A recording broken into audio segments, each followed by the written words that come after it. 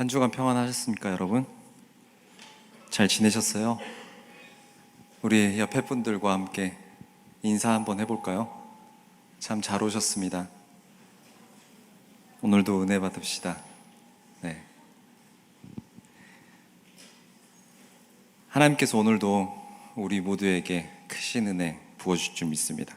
오늘 하나님께서 우리에게 주신 말씀은 요한복음 8장 31절부터 36절까지 말씀입니다. 요한복음 8장 31절부터 36절까지 말씀입니다.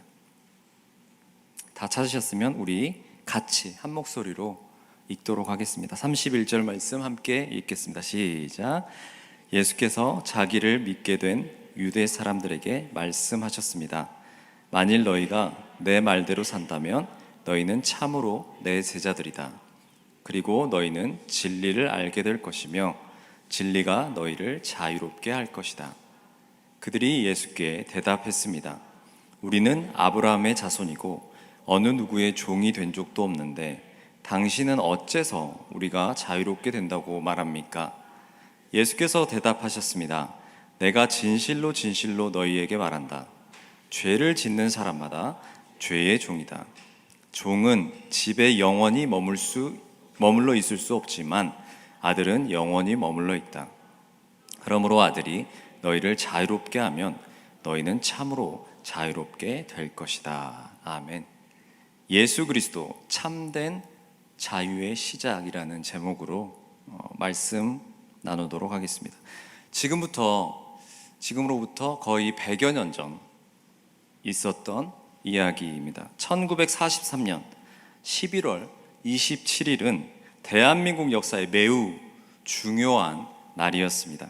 미국의 루즈벨트 대통령, 영국의 처칠 수상, 중국의 장개석 총통이 이집트 카이로에 모여서 일본의 군사행동에 대한 협정문을 쓰고 있었습니다. 우리는 조선 인민의 노예 상태에 유의하여 맹세코 조선을 자주 독립시킬 것을 결의한다.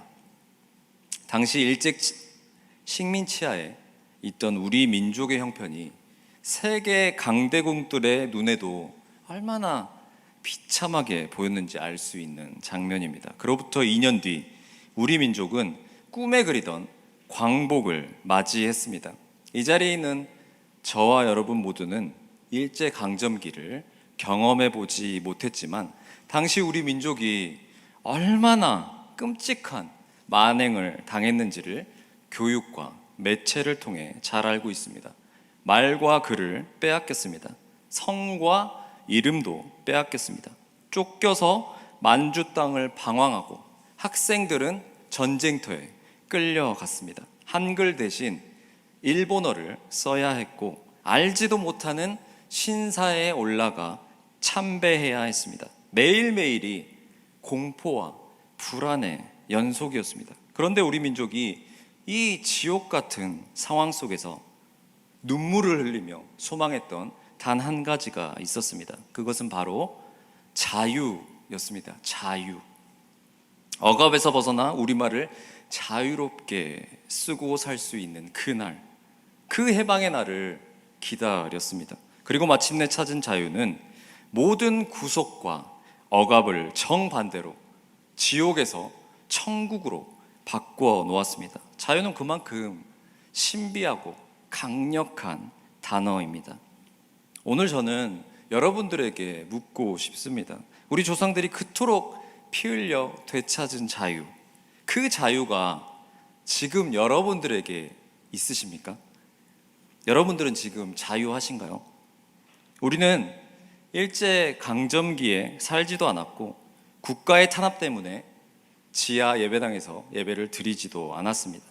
내가 말하고 싶은 언어로 말하고 교육을 받고 하고 싶은 일을 얼마든지 할 수 있습니다. 그런데 참 이상하게도 우리는 그 어느 시대보다 참 이 자유에 민감합니다. 예민합니다. 누군가 내 자유를 1mm라도 침해하면 마치 온 세상의 정의가 무너진 것처럼 분노합니다. 부모님의 조언을 간섭처럼 느끼기도 합니다. 사실 이건 저도 마찬가지인 것 같습니다.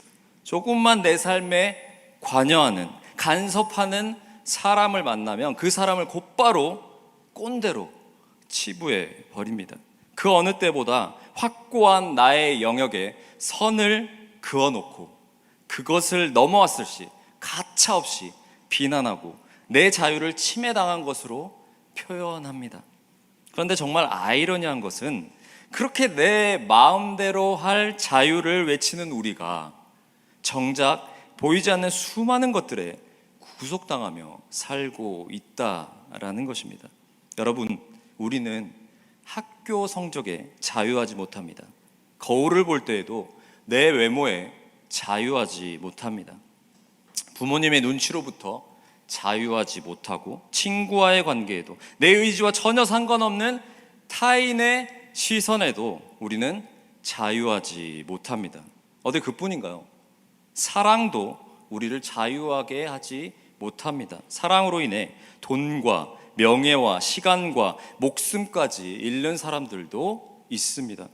괴테의 젊은 베르테르의 슬픔에서도 이 베르테르가 사랑하는 로테 때문에 괴로워하다가 결국 권총으로 자살하는 그 장면을 통해 우리는 잘못된 사랑은 인간을 구속하여 결국 파멸에 이르게 한다는 것을 잘 알 수 있었습니다. 그렇다면 다시 한번 묻겠습니다, 여러분. 여러분은 여전히 자유로우신가요? 문제는 바로 여기에 있습니다. 우리는 내가 지금 자유한지 그렇지 않은지 잘 생각하지도 않고 이 세상을 살아가고 있다라는 것입니다. 우리는 누구의 종이 된 적도, 어디에 묶인 적도, 감옥에 갇힌 적도 없고 내가 먹고 싶은 거, 하고 싶은 거 다 갖고 누리며 살아가고 있습니다. 그러니 우리 스스로 자유하다, 난 자유하다 라고 착각한다라는 것입니다. 오늘 본문의 유대인들도 그랬습니다.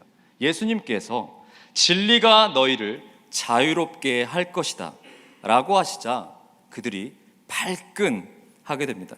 우리는 아브라함의 자손이라 남의 종이 된 적이 없는데 왜 우리 보고 자유하게 되느냐, 자유해야 한다고 말하느냐라는 것입니다. 이스라엘이라는 나라는 끊임없이 주변 강대국들의 포로로, 노예로 살아왔습니다. 심지어 그들은 예수님과 이 대화를 나누던 때에도 로마의 속국으로서 자신들이 부자유하다는 그 사실조차 깨닫지 못한 것입니다. 오늘 우리 중에도 이런 생각을 하는 사람들이 있을지 모릅니다. 난 감옥에 갇힌 적도 없고 내 마음대로 사는데 왜 자유가 필요한가? 예수님은 그런 우리를 향해 오늘 진짜 자유를 얻는 세 가지 길을 제시하십니다. 첫 번째, 제자로 살아갈 때 진리가 우리를 자유롭게 합니다. 본문 31절, 32절 말씀입니다. 예수께서 자기를 믿게 된 유대 사람들에게 말씀하셨습니다. 만일 너희가 내 말대로 산다면 너희는 참으로 내 제자들이다. 그리고 너희는 진리를 알게 될 것이며 진리가 너희를 자유롭게 할 것이다. 이것이 예수님의 자유에 대한 전제 조건이었습니다. 너희가 내 말대로 산다면 너희는 참으로 내 제자다. 그리고 진리를 알게 될 것인데 그 진리가 너희를 자유롭게 할 것이다. 여기서 우리가 주목해야 할 단어는 바로 제자라는 단어입니다. 플라톤과 아리스토텔레스, 하이든과 베토벤, 설리반과 헬렌 켈러, 이들의 공통점이 있습니다. 바로 스승과 제자 사이라는 것입니다. 우리는 하나님과의 관계를 주로 아버지와 자녀로만 생각하지만 예수님은 우리가 자유를 얻으려면 반드시 예수님의 제자가 되어야 한다고 오늘 본문에서 강력하게 말씀하고 계신 것입니다. 여러분, 제자가 된다는 것은 무엇인가요? 지금까지 내가 살아온 경험, 내 얕은 지식, 내 고집을 다 버리고 스승 되신 예수 그리스도의 생각과 삶을 배워가는 것입니다. 리차드 범브란트 목사님이 하신 세 장에 벗어난 새의 이야기가 있습니다. 옛날 옛적에 한 왕자가 있었습니다. 어느 날 왕자는 아름다운 새 한 마리를 선물 받았습니다. 그 새는 아름다울 뿐만 아니라 아주 희귀한 새였습니다. 왕자는 새의 이름을 트위트위라고 지어주고는 황금으로 만든 새장에 집어 넣었습니다. 그러나 이 불쌍한 새는 황금 새장도 마다하고 자꾸만 자유를 그리워했습니다. 그러나 왕자는 이 새가 너무 좋아서 절대 놔주려고 하지 않았습니다. 마침내 이 새는 왕자에게 숲속에 들어가서 자기 친척들을 만나 자기가 이렇게 잡혀 있지만 아직 죽지 않고 살아있다는 소식을 전해달라, 이렇게 요청을 하게 됩니다. 그리고 왕자는 숲속에 들어가 이 트위트위의 말을 전해주게 되었습니다. 그런데 그 말을 듣자 이 트위트위의 언니 새가 땅에 떨어져 눈을 감는 것이었습니다. 왕자는 자유를 사랑하는 트위트위가 새장에 갇혀 있다는 소식에 너무 슬퍼서 언니 새가 죽은 것이라고 생각했습니다. 돌아온 왕자는 트위트위에게 언니 새가 죽었다는 이 슬픈 소식을 전해주게 됩니다. 그러자 그 순간 이 트위트위도 갑자기 새장 바닥에 떨어져 눈을 감고 말았습니다. 왕자는 트위트위 역시 언니 이야기로 충격을 받아서 이 트위트위가 죽은 것이라고 생각했습니다. 왕자는 죽은 트위트위를 새장에서 꺼내서 창밖으로 던졌습니다. 그런데 그 순간 이 트위트위가 날개를 펴고 하늘로 훨훨 날아오르는 것이었습니다. 그리고 트위트위는 이렇게 말했습니다. 왕자님이 언니의 죽음을 전해준 것이 실은 제게 너무나 좋은 교훈이 되었답니다. 왜냐하면 그것은 언니가 죽은 척하며 나에게 도망칠 방법을 가르쳐 주었던 것이기 때문입니다 라고 이야기했다고 합니다. 이 트위트위 우화는 내가 죽어야 비로소 자유를 찾게 된다라는 이야기입니다. 여러분, 우리는 하나님의 자녀로 살아갈 수 있습니다. 그러나 자녀라는 단어가 우리와 하나님의 끊을 수 없는 존재론적 관계를 설명하는 단어라면 이 제자라는 단어는 우리가 이 땅에서 어떻게 살아가야 하는지를 보여주는 방법론적인 단어입니다. 우리가 누구의 제자로 살 때 어떻게 행동하며 살아가나요? 선생님이 해주시는 말들, 그것을 잘 받아들이고 배우고 정진합니다. 왜 그런가요?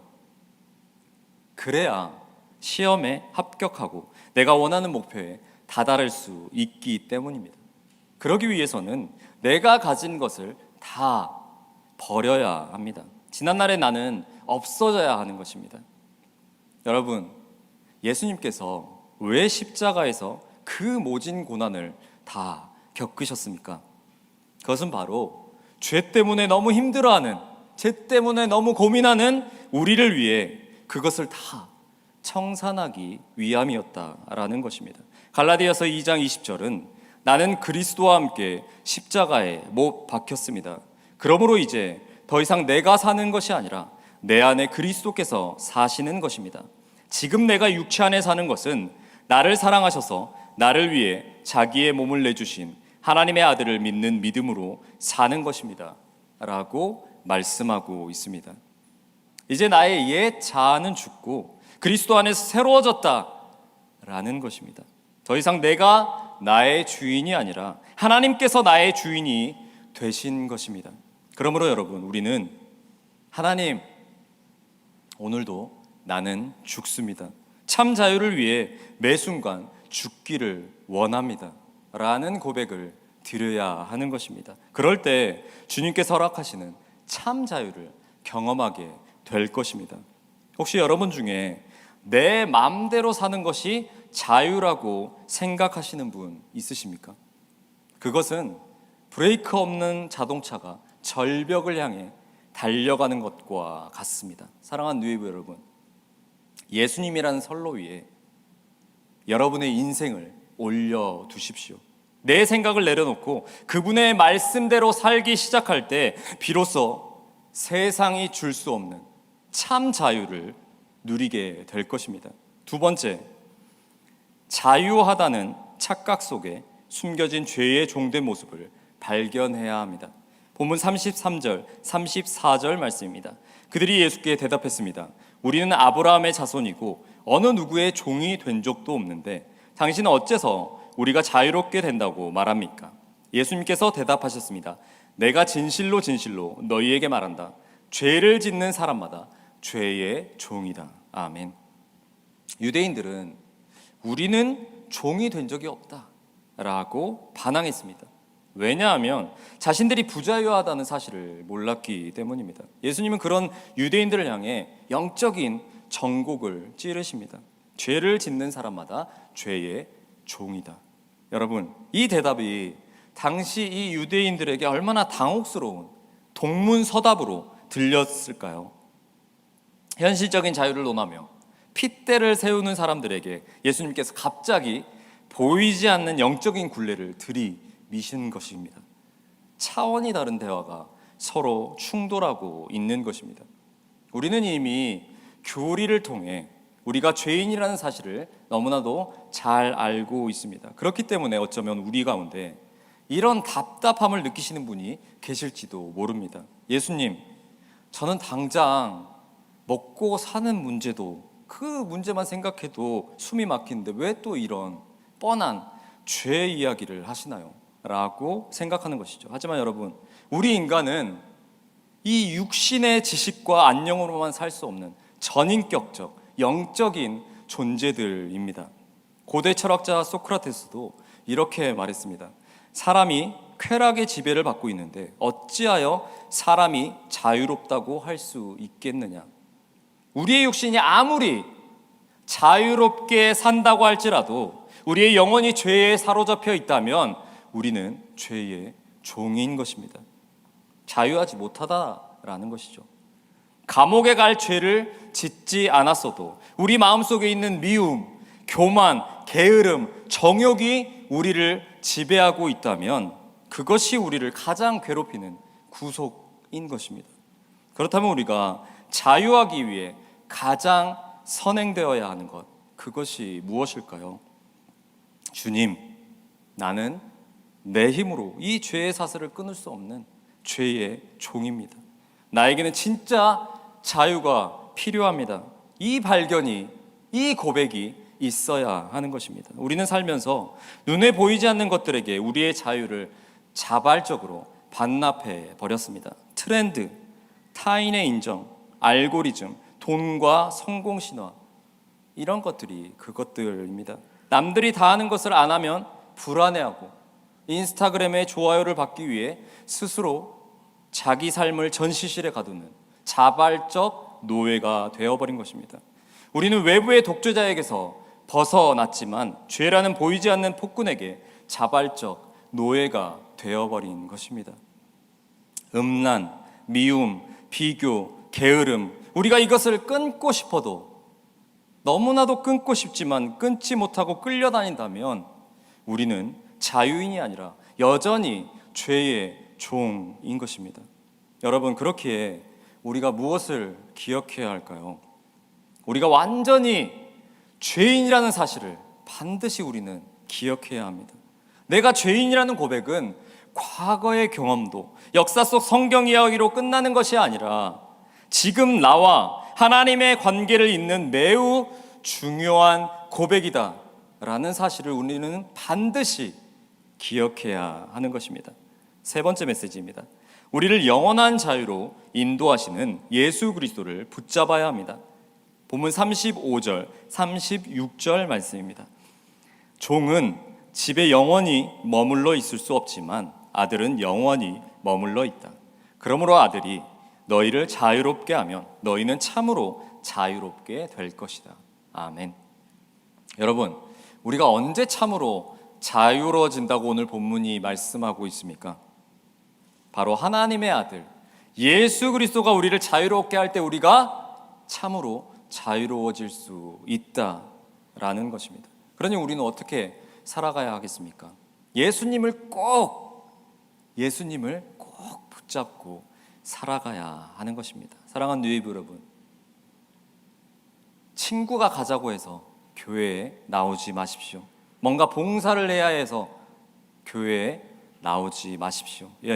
여러분, 예수님을 꼭 붙잡아야 우리의 삶 가운데 참 자유가 있는 것입니다. 우리가 참 자유를 누리며 살아갈 방법은 예수님을 꼭 붙드는 것입니다.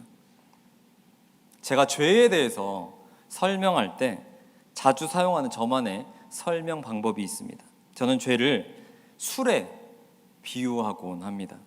술이 여러 종류가 있죠.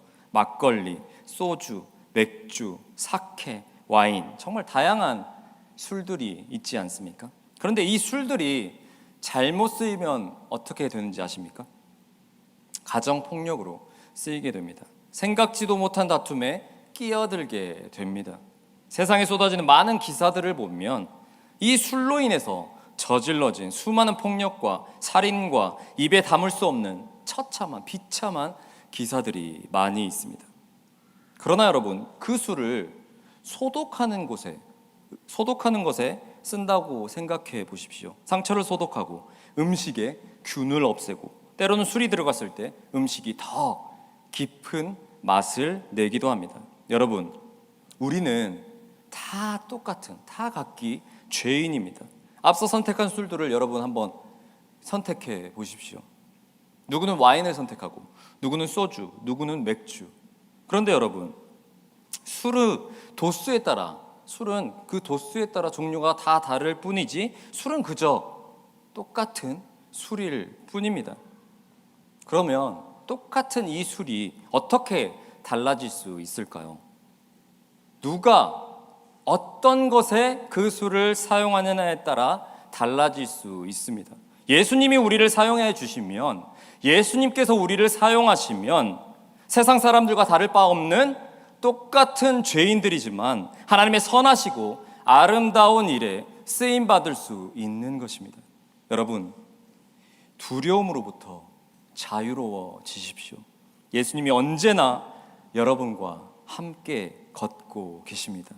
스스로에게서 자유로워지십시오. 난 안 변해 라는 절망에서 벗어나십시오. 주님께서 여러분의 모난 성품과 부정적인 시각을 변화시켜 주실 것입니다. 여러분, 타인으로부터 자유로워지십시오. 남들이 나를 뭐라 할까? 거기에 얽매이지 마십시오. 우리 길을 오직 하나님의 말씀에 기울이십시오. 그럴 때 타인의 정죄, 평가에 대해 자유로워질 것입니다. 마지막으로 그 무엇보다 죄로부터 자유로워지십시오. 여러분, 예수님이 왜 물과 피를 쏟으시며 십자가에 달려 죽으셨습니까? 바로 저와 여러분을 구원하기 위해 이 죄로부터 우리를 단번에 구원해 내셨습니다. 우리를 묶고 있던 죄의 사슬을 주님이 끊어 버리셨습니다. 우리 뉴웨이브 공동체 안에 하나님만이 주실 수 있는 놀라운 자유를 누릴 수 있기를 소망합니다. 방종하는 자유가 아닌 서로를 세우고 서로를 격려하고 안아주는 우리 뉴웨이브 공동체가 되기를 원합니다. 말씀을 맺겠습니다. 사랑하는 뉴웨이브 여러분, 오늘 우리는 우리의 영혼을 깨우는 세 가지 진리의 기둥을 세웠습니다. 첫째, 진짜 자유는 내 마음대로 사는 방종이 아니라 예수님의 말씀을 따라 사는 제자의 삶에서 시작됩니다. 트위트위 우화의 새처럼 내 얄팍한 고집과 옛 자아가 십자가에서 완전히 죽어질 때 비로소 우리는 하늘을 향해 날아오를 수 있는 것입니다. 둘째, 내가 스스로 다 통제하고 자유롭다는 착각을 깨뜨려야 합니다. 세상의 트렌드, 타인의 시선, 성공이라는 보이지 않는 폭군 앞에 내 목줄을 내어준 자발적 노예의 모습이 내 안에 있음을 인정하십시오. 내가 죄의 종임을 철저히 깨달을 때 진짜 자유의 문, 진짜 해방의 문이 열립니다. 셋째, 우리를 이 모든 속박에서 끊어내실 예수 그리스도를 꼭 꽉 붙잡으십시오. 우리는 모두 너무나 연약한 죄인들이지만 예수님의 손에 붙들리기만 하면 사람을 살리고 소독하는 거룩한 도구로 변화될 것입니다. 이번 한 주 세상으로 나아가는 여러분들의 발걸음이 무겁지 않기를 원합니다. 사람들의 눈치, 알량한 자존심, 불안과 두려움이라는 이 보이지 않는 쇠사슬을 예수 그리스도의 이름으로 다 끊어내길 소망합니다. 그리고 주님이 주시는 진짜 자유를 누리며 승리하며 살아가는 저와 여러분, 우리 뉴웨이브 공동체가 되기를 간절히 주님의 이름으로 축복합니다. 기도하겠습니다. 하나님 아버지, 오늘 말씀을 통해 참된 자유가 오직 예수 그리스도 안에 있음을 깨닫게 하시니 감사드립니다. 우리가 자유한 줄 알았지만 여전히 죄와 세상의 시선에 묶여 있었음을 고백합니다. 주님, 우리의 옛사람을 십자가에 못 박게 하시고 말씀에 순종하는 제자의 삶을 살게 하옵소서. 아들이 우리를 자유롭게 하시면 참으로 자유롭게 된다는 이 말씀을 붙들고 두려움과 비교와 죄의 사슬에서 벗어나게 하옵소서. 이번 한 주간 우리의 삶 속에 참된 자유의 열매가 나타나게 하시고 모든 순간 예수 그리스도를 붙들고 살아가게 하옵소서. 예수 그리스도의 이름으로 기도드립니다. 아멘.